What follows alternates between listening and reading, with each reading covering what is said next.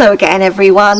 Now for craft this week, it might seem a bit strange what we're making, but perhaps you won't be surprised by the time we've got to the end of today's story.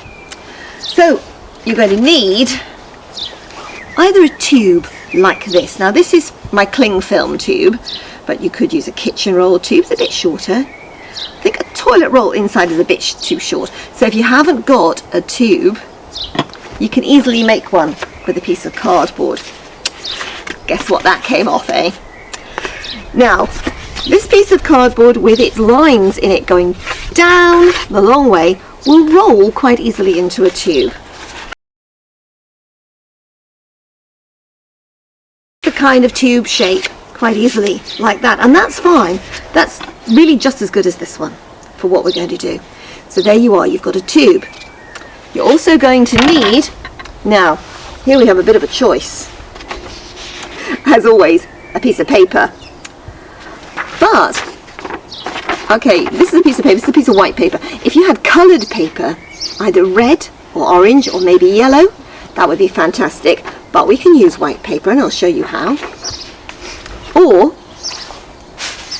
if you have something like this, now this is a bag from a supermarket. It's from the supermarket that gives you orange bags. Maybe your mum or dad or gran or whoever's looking after you has one of those, okay? And then you'll have to ask them very nicely if you can use the bag and if they could please cut it for you, because children are not allowed to play with plastic bags. They can be dangerous. So we want somebody big like me or somebody looking after you to cut the bag up, okay? But an orange bag would be very good for this. Or if you have orange colour or yellow or red, tissue paper. Maybe someone's had a birthday, or maybe someone in your house has some tissue paper they've used for craft, then that would be good. Now this is what we're going to do. You have to watch carefully. Let's just make the tube we were going to make from the piece of cardboard, okay?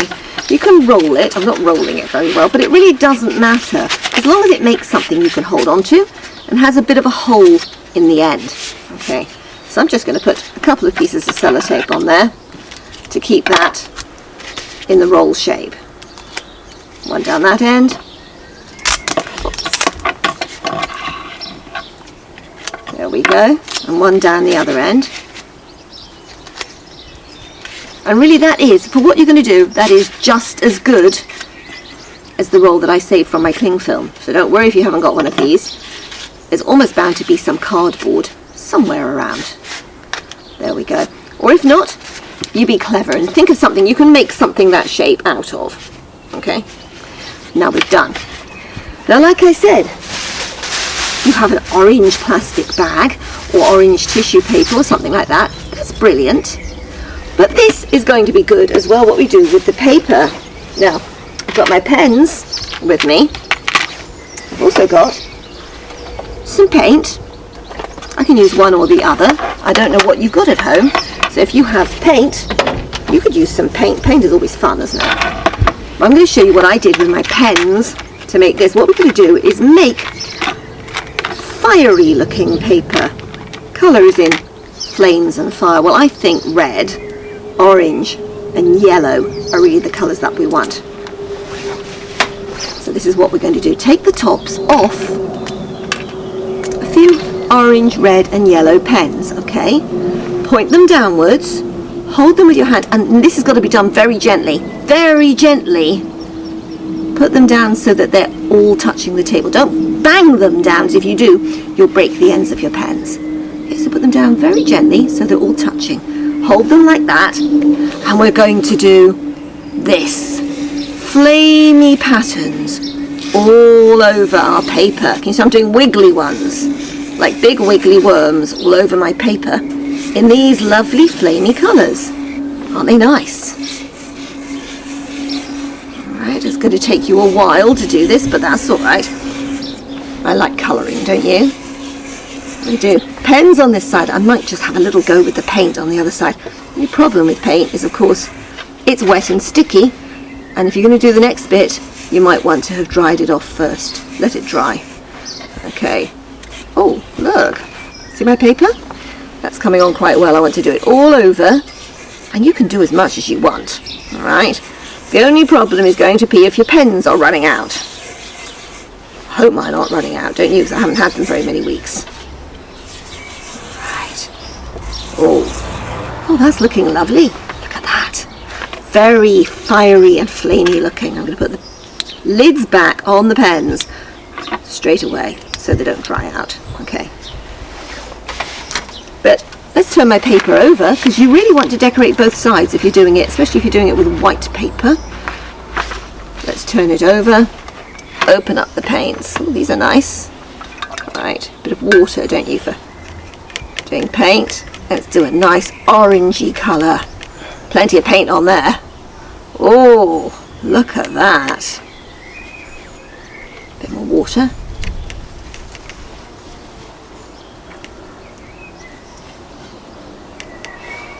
Alright, so you might have different sorts of paint. You might have crayons. Crayons are also very good. You can hold several crayons in your hand at once and make them make patterns on your paper. I'm not going to spend a lot of time doing this, otherwise you're going to be very bored watching me, aren't you, unless you're all ready with your craft stuff.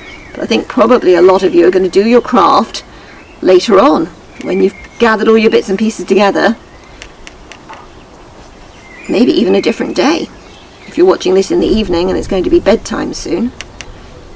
There we go. Okay, I could do different colours, couldn't I, with it? Let's do perhaps a little bit of red, and then we'll just say we've done. Oh yes, look. What do you think? Okay, put my paint back. Ooh, and my water, hopefully safely. Okay, so there it is, look. Quite flamey looking. I think I like the side with the pens best. I don't know, what do you think? Right, now, here comes to what we're going to make. Let's get your tube, or your cardboard tube.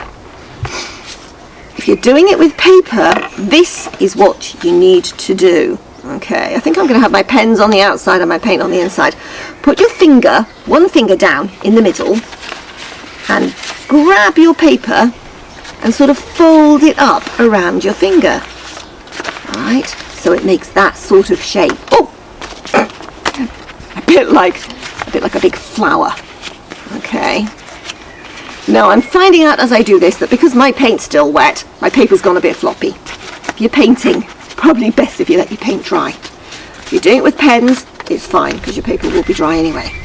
There it is, look, like a big flame sticking up. And I'm going to put it in the end of my tube. Okay. And we're going to have a little bit of sellotape to go around, just hold it in place. But there it is. Do you know what that is? You probably don't. It's a flaming torch. Okay, if you've never seen a flaming torch, don't worry, because at some point I'm sure you're going to get to see one fairly soon. But it was what people used before they had torches with batteries and bulbs, if they needed to go out in the dark and light up the darkness to be able to see properly. This of course is not a real one, it's not going to light anything up, but it's a pretend one. And at the end of today's story, I'll tell you something that you can do with your flaming torch. Now that one, perhaps with a little bit of sellotape. I've got a bit on the table here if I can get it off. Just around to stop it falling out. Otherwise I'm going to hold up my torch and it's going to collapse, isn't it, if I haven't got any sellotape on there. Perhaps a little bit more sellotape round the sides. This is where we can't find the sellotape end, isn't it? Alright.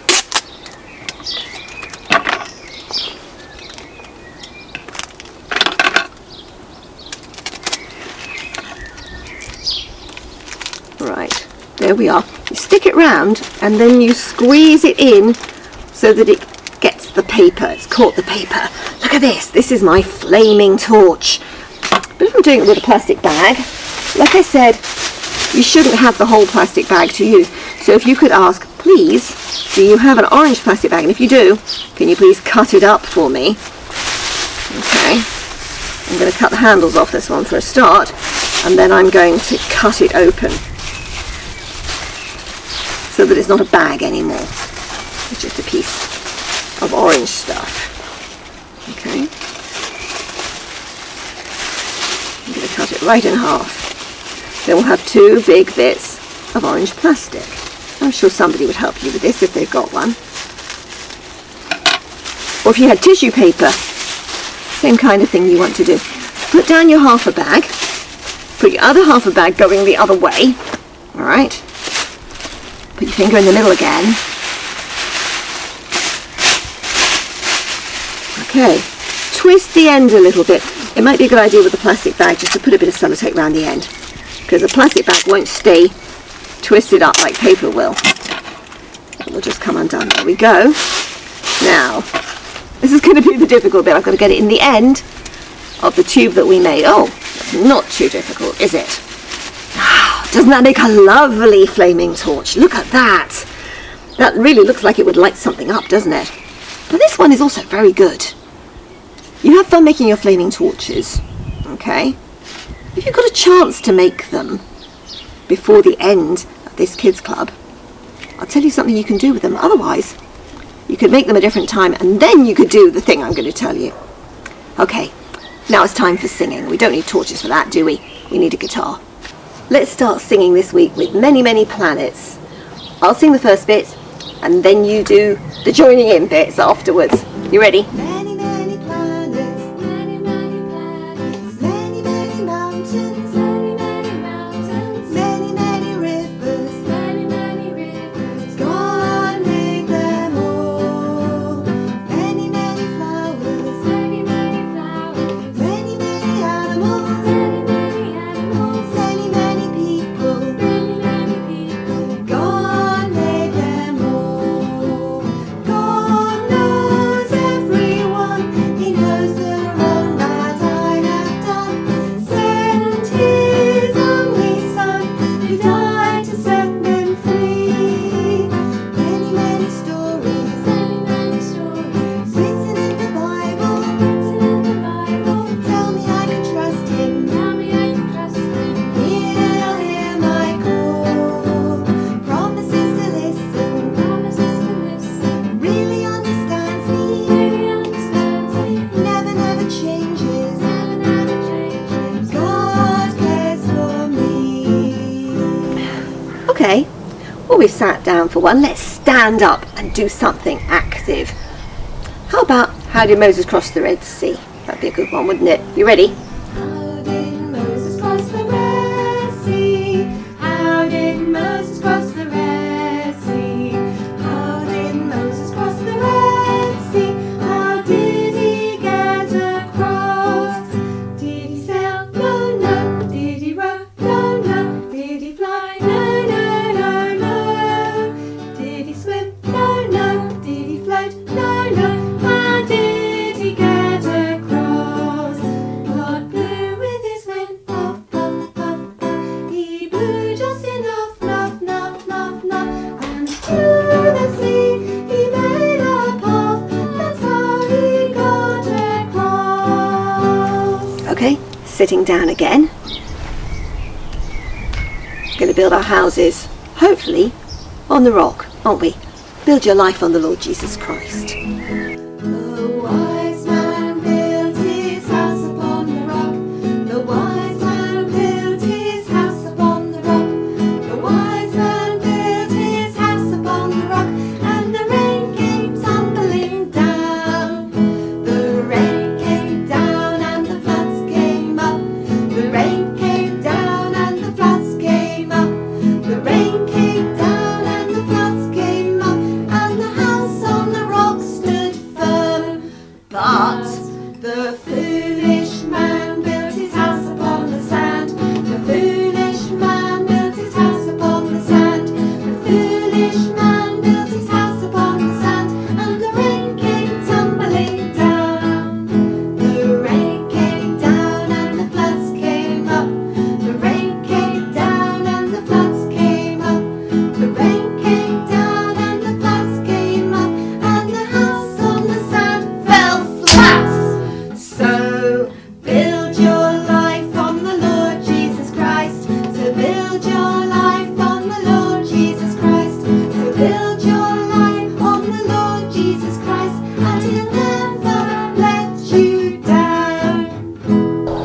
So while we're sitting down, let's have another one. Let's have How about ask, ask, ask? Okay, ready to stamp your feet. Ask. No, not ask, is it? Knock, knock, knock. Knock, knock, knock. Okay.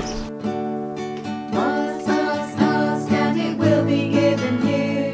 Seek, seek, seek, and you shall find.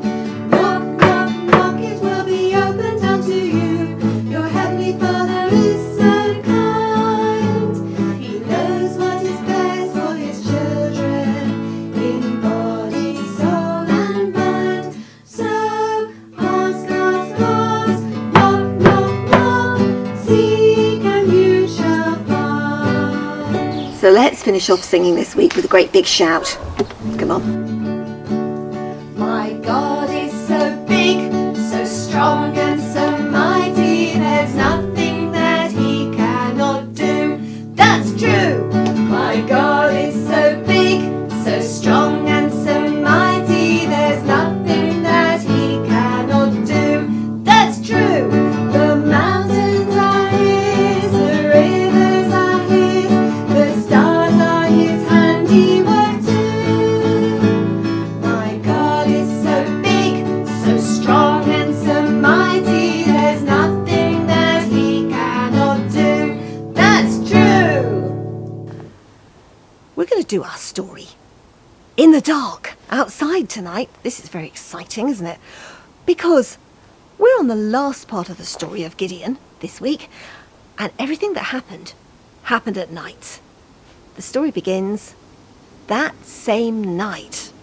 Which same night? Well, it was the night of the day when Gideon had sorted out the army. God had told him to make the army smaller and smaller, and there he was left with 300 men. And that same night, this is what happened. God said to Gideon, "It's time now to go and to fight the enemies. It's time to go up against the Midianite camp where all the soldiers are." Do you remember there were so many of them? The men, their tents, their camels. It filled the land in a great big valley with hills around it. God said to Gideon, if you're scared and you're worried about what you have to do, here's something you can do first. Take your servant Phurah with you and go down quietly, secretly, and spy on the enemy camp. So that's what Gideon did. He and Phurah crept down in the dark to the outskirts of the camp.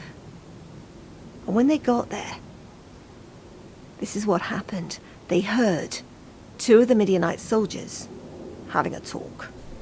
Hey, did I tell you about that dream I had last night? It was about a bread roll. Right? It sounds funny, but it wasn't. It was kind of scary in my dream. You know how things are? Yeah. And it rolled down the hill, got faster and faster. It hit into our tent. It was just a little loaf of bread, but it knocked the tent right over. It completely flattened it. No way. Yeah, it was... I don't know why, but it's kind of scary. I think I know what this means. Really? The bread roll is Gideon, his army, Gideon. the Israelites, you know? Yeah. And I think this is about God. God has delivered our army to them. They're going to defeat us. Then we're doomed. So wasn't that amazing? They'd heard the enemies talking about them. The enemies were saying to each other, Gideon is going to come, and he's going to fight against us, and he's going to beat us. That was an amazing thing. Gideon wasn't a famous general, a famous man in charge of an army, was he? But God had put the fear of Gideon into those enemy soldiers. They were already scared. That was a great way for Gideon to start a battle, wasn't it? With his enemies already scared of him, already sure that he was going to win. So now what were they going to do? Well, they had 300 men, do you remember? 300. So Gideon divided them up into groups of 100. How many hundreds did he have? 1, 2, 3. So they had 100 men with Gideon, 100 men on one side, and the other 100 men on the other side. And Gideon said, this is what we're going to do. we're going to spread out on these hills until we are right round the camp with the enemy soldiers in. You over there, you 100, you go over that side. You over there, you 100, you go over that way. And I and my men will spread out on this part here. So in the dark, shh, very quietly, that's what they did. Until they were spread out on the hills, right around the valley where all those enemy soldiers were camping for the night. Each of Gideon's men had, all right, we don't hear anything about weapons, but they had 3 things. Every man had a trumpet. I expect when they started off with all the soldiers that Gideon had to start with, I don't suppose every man had a trumpet, but perhaps when the others went home they left their trumpets behind. So now every man had a trumpet. Every man also had a torch. Not a torch like this. A torch like this. Look at that. And they also had empty jars. I haven't got the right kind of empty jars, so I'm not going to try. But they could put their torches into these empty jars, and when they took them out, when they smashed the jars, the flames would leap up and light up everything. Can you imagine that you're down in that Midianite camp? It's quiet. It's night time. And suddenly, all around the camp, there's the sound of trumpets. A great big loud sound of another army coming to fight you. And suddenly, a smashing noise, that was the jars breaking, and lights everywhere. Right round your camp you looked, and there on the hills, torches burning. What a huge army you would have thought there was. All those trumpets, all those lights. They panicked. There they were in the dark. It was night time, they couldn't really see what was happening. Gideon and his men just stood there. They didn't go down into the camp with their swords. They just had to stand there, and the enemy did the rest. They cried out. They came out of their tents. They began to fight against each other, and then they began to run away. And they ran, and they ran, and they ran. And that was when Gideon and his men came running down behind them from the hills. And other people from around that area, other Israelite people, came, and they began to chase the Midianites. And the battle was over. Not a sword had been used. God had won the battle for them, hadn't he? All they'd had were, do you remember, trumpets and torches, and God on their side. When they smashed those jars, after they'd blown those trumpets, and when they had their lights held up, oh, my torch is going out, they shouted their battle cry, "A sword for the Lord and for Gideon!" There you are. That's the story of the great battle. When God kept his promise, kept his word to Gideon, that he would go and he would lead the people to chase the enemies right out of Israel. And they never came back. Before we have the memory verse for today, this is why we made flaming torches. I thought you might like to act out the story of Gideon, or at least part of it. So you've made a flaming torch. Wonder if you could make a trumpet as well. Ask someone up to have ideas at home.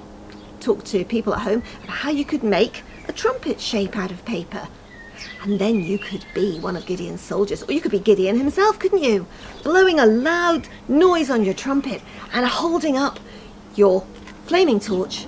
Do you remember what they shouted? You ready? "A sword for the Lord and for Gideon!" You gonna do it with me?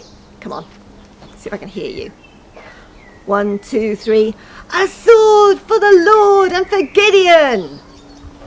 You have fun doing that. Let's do the memory verse for today. Right, I haven't written it down because I think you can learn this one just by saying it a few times. It's like this. They cried to the Lord in their trouble, and he saved them. Let's say it again. They cried to the Lord in their trouble, and he saved them.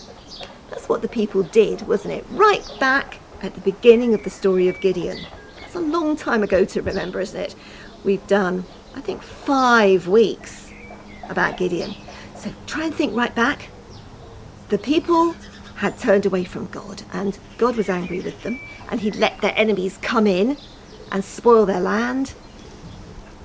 And what happened was they began to wonder, is God angry with us? Why is he doing this to us? We will call out to him to rescue us. So this verse is about something like that. They cried to the Lord in their trouble, and he saved them. That's the only really good thing we can do when we've got trouble, is to cry to the Lord. Cry to the Lord in your trouble. I need to remember to cry to the Lord in my trouble, because God's the one who can always help. Nobody can ever stop him. He never loses his strength or his power. So let's say it together. Who did they cry to? They cried to the Lord. Okay, let's say that one again. Who did they cry to? They cried to the Lord. Why did they cry out? In their trouble. Okay, let's say the whole thing down to there. They cried to the Lord in their trouble. And what happened? And he saved them. Okay, God saved them. He kept them safe. Let's see if we can say the whole thing. They cried to the Lord in their trouble, and he saved them. Now you need to know where it comes from. It comes from Psalm 107, verse 13. Let's say that bit. Psalm 107, verse 13. Okay, all together, one more time. They cried to the Lord in their trouble, and he saved them. Psalm 107, verse 13. On this week's quiz sheet, you can colour in the memory verse. Maybe you want to cut it out and stick it up somewhere, or stick it into a scrapbook, and then you can learn it. Wow, that was a very exciting story time, wasn't it? Now we're going to have a game. I'm afraid it's not going to be very exciting because I seem to only have 3 games that I can play, and I just cycle them around. But anyway, today we are doing Captain's Coming, because Simon currently is lying around doing nothing, so I'm going to play the game with you. And yeah, anyway, Captain's Coming. The rules of this game are basically I say something, you do it. So we have to climb the rigging, stop the deck, Captain's Coming, Shark Attack. So when you do that thing, you lie on the ground, hold your knee up. Then there's Bombs Overhead, and you crouch down, your hands on your head, and then there's Port and Starboard. Now this is a tricky one because you're watching me from that angle. Starboard is on your right hand side, so I will point in that direction for you, and then Port is the left, so your left to my right. Okay, so Captain's Coming, climb the rigging, swap the deck, Shark Attack, Port, Starboard, Port, Captain's Coming, climb the rigging, swap the deck, Shark Attack, Bombs Overhead. Okay, right, let's try that again. Captain's Coming. Oh, I did that wrong, didn't I? Let's try that again. Captain's Coming, climb the rigging, mop the deck, Shark Attack, Port, Starboard, Captain's Coming, climb the rigging, swap the deck, Bombs Overhead, Captain's Coming, Bombs Overhead, Port, Starboard, Port, Captain's Coming, climb the rigging, swap the deck, Bombs Overhead, oh, Captain's Coming, climb the rigging, swap the deck, Port, Starboard, Port. Okay, that was a little bit fast, wasn't it? I was quite fast. Ooh, catch your breath now, and let's go again. Bombs Overhead, Captain's Coming, Port, Starboard, Captain's Coming, climb the rigging, swap the deck, Bombs Overhead, Captain's Coming, Port, Starboard, Captain's Coming, Bombs Overhead, swap the deck, Shark Attack, Bombs Overhead, Shark Attack, Port, Starboard. Okay, I think we're going to finish there. Oh, someone out of breath. Okay. As always, you can carry on at home with your parents and siblings. Have a good time, have a good week. And before I go, remember to send photos of your crafting, especially quite exciting craft this time, didn't we, with a replica flaming torch. That was really nice. So send pictures of your crafting, we'll put them at the end of the video. And at the end of this video, there should be photos of last week's craft from people who did them. I don't know if there will be yet, but there should be. And another thing, there's too many things, aren't there?